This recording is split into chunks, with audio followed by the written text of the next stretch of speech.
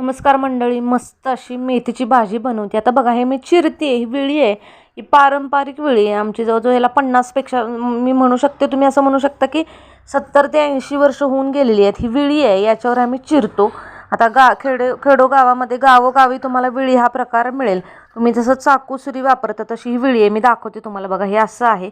आता हिला हे धार असते, ही पोलादी विळी आहे माझी, याला विळी म्हणतो आपण. आता हे तुम्हाला असं उघडावं लागतं. हे उघडलं तसं की ही जी बाजू वर दिसते त्या बाजूने तुम्हाला चिरावं लागतं. तशी पारंपरिक पद्धतीने जी चिरत आलेली लोक आहेत ती ही विळी आहे. आता हे बघा, ही मेथीची भाजी अगदी ताजी टवटवीत फ्रेश मस्त निवडून पाण्यामध्ये भिजत ठेवली होती मी माती निघण्यासाठी. आता तेल घेतलं, तेलामध्ये कांदा घालायचा, उभा कापून घालायचा कांदा.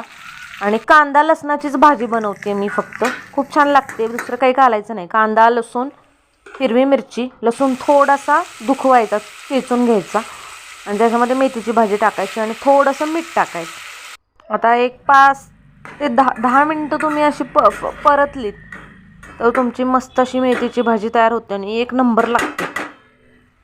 तुम्ही पण नक्की ट्राय करा, कांदा लसणाची मेथीची भाजी.